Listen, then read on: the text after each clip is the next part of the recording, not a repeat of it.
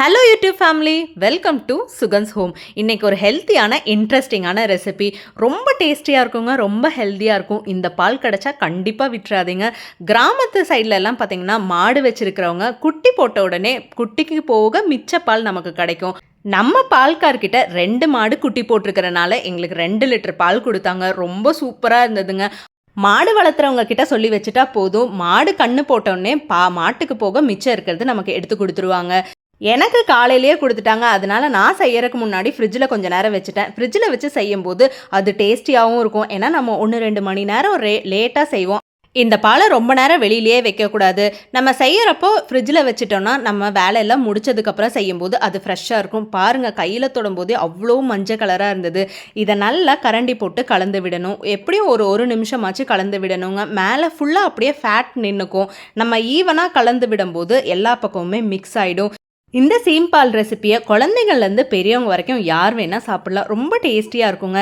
இது செய்யவே அதோட ஸ்மெல்லு ரொம்ப சூப்பராக இருக்கும். இதில் ஒரே ஒரு பிரச்சனைனா முடி டஸ்டெல்லாம் இருக்கும். ஏன்னா மாட்டுக்கிட்ட இருந்து கறக்கும் போது அதோட முடியெல்லாம் வரும்ல.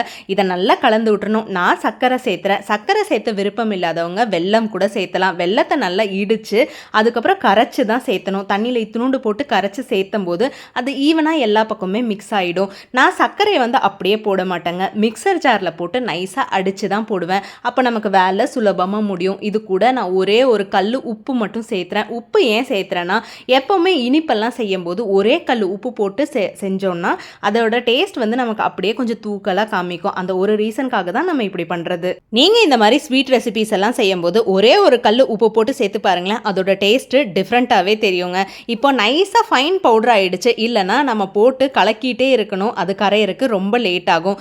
இது கூட நான் சுக்கும் ஏலக்காவும் போடுறேன். சுக்கு நம்ம தொண்டைக்கு ரொம்ப இதமாக இருக்குங்க. இந்த மாதிரி ரெசிபிஸ் எல்லாம் பண்ணும்போது கண்டிப்பாக சுக்கு, ஏலக்காய், இது கூட கொஞ்சோண்டு பெப்பரும் சேர்த்துக்கணும். இது மூணும் நம்ம ஆட் பண்ணி செய்யும்போது நம்ம தொண்டைக்கு எந்த விதமான பிரச்சனையும் இருக்காது. டைஜஷனுக்கு இது ரொம்ப ரொம்ப நல்லதுங்க. சீம்பால் ரெசிப்பியை நம்ம நைட்டெல்லாம் சாப்பிடக்கூடாது, பகல்லையே சாப்பிட்டு முடிச்சிடணும். இது மூணும் நல்லா நைஸாக ஃபைன் பவுடரை அரைச்சி ஜல்லிக்கெல்லாம் வேண்டியதில்லை, நல்லா அரைச்சாலே போதும். அது கூட அப்படியே போட்டு கலந்துக்கணும். இப்போ பாருங்கள், சர்க்கரையோட நம்ம அரைச்ச பவுடரையும் சேர்த்துறேன். நான் சொன்ன மாதிரி இந்த பாலில் ரொம்ப டஸ்ட் இருக்கும். இதை வடிகட்டுறதுக்கு நம்ம 2 வடிகட்டி வச்சு வடிகட்டி அதுக்கப்புறம் தான் கலக்கணும். இப்படி நம்ம பண்ணும்போது அந்த டஸ்ட் எல்லாமே அதில் கலெக்ட் ஆகிடும். இப்போ கொஞ்சம் கொஞ்சமாக ஊற்றணும். நான் 2 லிட்டர் பால் இருக்கிறனால பார்த்து தான் ஊற்றணும், இல்லைனா அங்கே இங்கேன்னு சிந்திக்கும். இப்போ பாருங்கள், மேலேயே டஸ்ட்டு ஃபுல்லாக கலெக்ட் ஆகிடும். பாக்கி சுத்தமான பால் தான் கீழே வரும். அதுக்கும் மீறி ஏதோ டஸ்ட் இருந்ததுன்னா அந்த 2வது வடிகட்டியில் ஃபில் ஆகிடும். பாலும் நல்லா ஃபில்டர் ஆகிடுச்சு, டஸ்ட் எல்லாம் அதில் கலெக்ட் ஆகிடுச்சு. பார்த்தாலே தெரியும் அதில் உங்களுக்கு எவ்வளோ டஸ்ட் இருக்குன்னு. இப்போது சர்க்கரை பொடியும் போட்டாச்சு, நம்ம அரைச்ச மசாலா பொடியும் அது கூட போட்டாச்சு. இப்போ நல்லா எல்லா பக்கமுமே ஒரு நிமிஷம் கைவிடாமல் கிளறிட்டே இருக்கணும். ஏன்னா சர்க்கரையும் அந்த மசாலா பவுடரும் எல்லா பக்கமுமே ஈவனாக ஸ்ப்ரெட் ஆகும். ஏன்னா நம்ம ஸ்டீம் தான் பண்ண போகிறோம். ஸ்டீம் பண்ணும்போது நல்லா கலக்கலைன்னா ஒரு பக்கம் அங்கங்கே சர்க்கரை மசாலா பவுடருன்னு திட்டாக இருக்கும். அதுக்காக தான் நம்ம நல்லா கலந்து டபுள் பாயிலிங் மெத்தடில் ஸ்டீம் பண்ணிக்கணும். நம்ம ஸ்டீம் பண்ண பாத்திரத்துக்கு ஏற்ற மாதிரி ஒரு பாத்திரத்தை செட் பண்ணிக்கணும். என்னோடய இட்லி பானை அதுக்கு ரொம்ப ஈஸியாக இருந்தது உள்ளே வைக்கிறதுக்கு. நான் நடுவில் ஒரு ரிங்கை மட்டும் வச்சுட்டு அந்த நம்ம கலந்தோம் பார்த்தீங்களா சீம்பால், அதையும் உள்ளே இறக்கி வச்சிடணும்.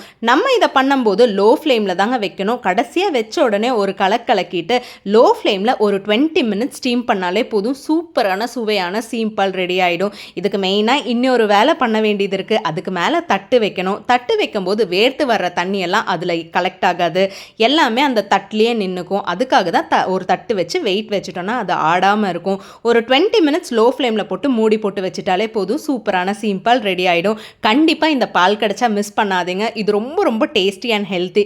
என்கிட்ட எப்போவுமே ஒரு பழக்கம் இருக்கும், கைக்கு அந்த வேலை முடிச்சாதாங்க எனக்கு வேலையை முடித்த மாதிரியே இருக்கும்.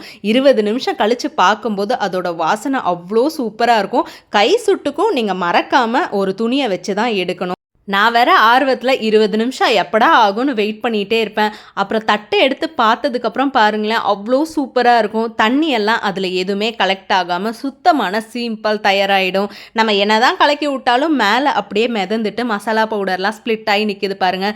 இப்போது ஈவனாக எல்லா பக்கமுமே பரவி இருக்குது. இதுக்காக தான் அடிக்கடி கலந்து விடணும். இப்போ சூட்டோட சூடாக வெளியில் எடுத்து பார்த்தா அவ்வளோ சூப்பராக இருக்குங்க. கண்டிப்பாக ஹெல்த்தியான ரெசிபீஸ் தான். இந்த பாலை கிடச்சா விடாதீங்க. வீட்டில் இருக்கிறவங்களுக்குலாம் செஞ்சு கொடுத்து அசத்திடுங்க. கையில் தொட்டு பார்த்தாலே வெந்துருச்சா வேகலையான்னு தெரியும். கத்தியோ ஸ்பூனோ சைடில் வச்சு அப்படியே சைடெல்லாம் எடுத்து விட்டுட்டு ஒரு தட்டை நீங்கள் கமுத்தி பீஸ் போட்டு சாப்பிட்டா அவ்வளோ சூப்பராக இருக்கும். இந்த வீடியோ உங்களுக்கு பிடிச்சிருந்தா லைக் பண்ணுங்கள், சப்ஸ்கிரைப் பண்ணுங்கள், மறக்காமல் உங்கள் ஃப்ரெண்ட்ஸ் அண்ட் ஃபேமிலி கூட ஷேர் பண்ணிக்கோங்க. இந்த மாதிரி மோர் இன்ட்ரெஸ்டிங் ரெசிபீஸ்க்கு நம்ம பேஜை ஃபாலோ பண்ணிக்கோங்க. மறக்காமல் அந்த பெல் பட்டனை கிளிக் பண்ணிக்கோங்க. அப்போ தான் நம்ம போடுற எல்லா வீடியோஸோட நோட்டிஃபிகேஷனும் உங்களுக்கு வரும். உங்கள் ஏரியா பால்கார்கிட்டையும் இந்த மாதிரி பாலெல்லாம் கேட்டு வாங்கி ஹெல்த்தி ரெசிபீஸ் ட்ரை பண்ணி பார்த்துட்டு எப்படி இருந்ததுன்னு கமெண்ட் செக்ஷனில் கமெண்ட் பண்ணுங்கள். தேங்க்ஸ் ஃபார் வாட்சிங்.